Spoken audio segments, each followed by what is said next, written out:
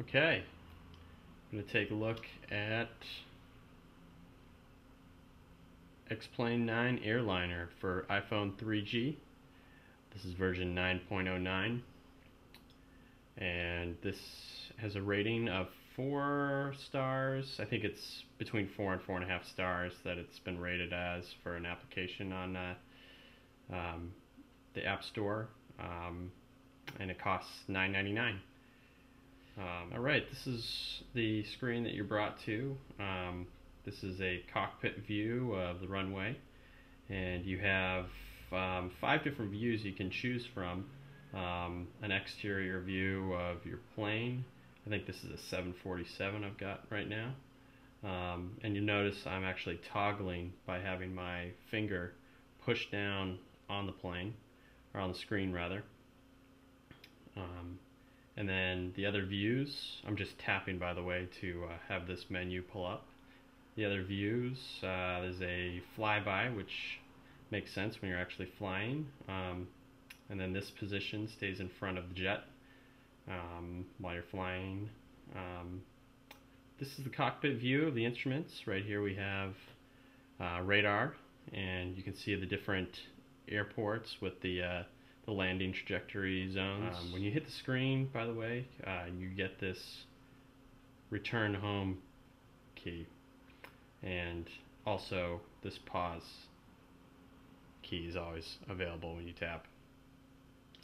Up at the top here is the settings, and you can see the map that we're presently located at. You can zoom in, take a look, scan to where we are, sort of like GPS, zoom back out, and over here you have the different airports that relate to the map.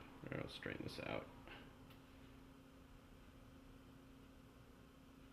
So you can choose to whichever airport you want to do. We'll go back, and you can also choose the final. So this is the final approach to land at that airport, and you can choose from whichever region you want to fly at. And then of course the planes.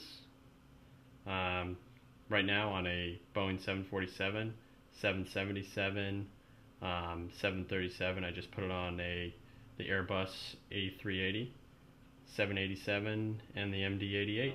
And then the time of day, sky, very clear, all the way up to stormy. We'll keep it right in the middle.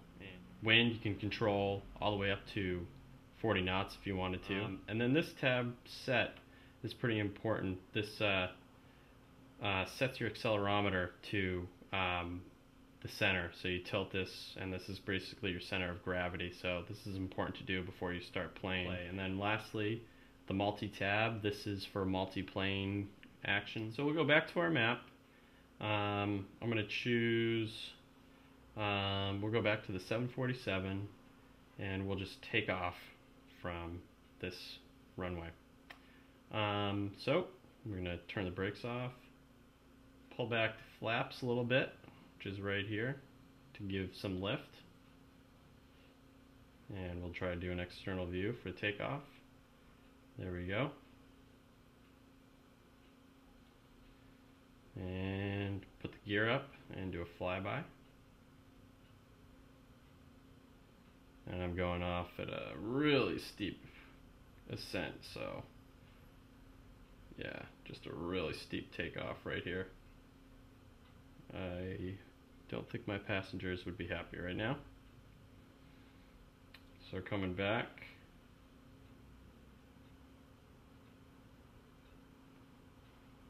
And you can actually toggle back to have a better idea of where you are.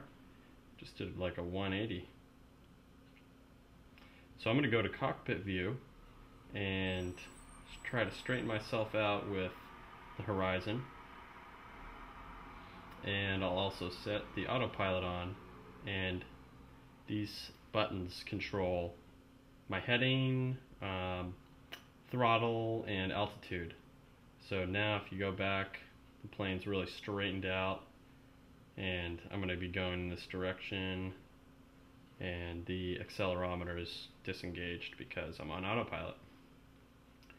And to get a good idea of the graphics, you can sort of see the terrain down there as I'm flying. Zoom out a little bit.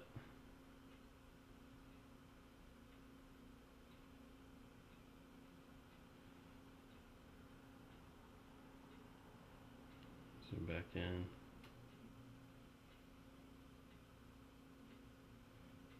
Turn the wheel brakes on. And I crashed. Thoroughly recommend it for people that are enthusiastic about flying. For people that just want quick fun, probably stay away from this. Unless you appreciate graphics, because the resolution is really nice. Overall, nice app, and I'd say worth the money. So check out more app reviews for the Sargent Report channel on YouTube. And thanks for tuning in.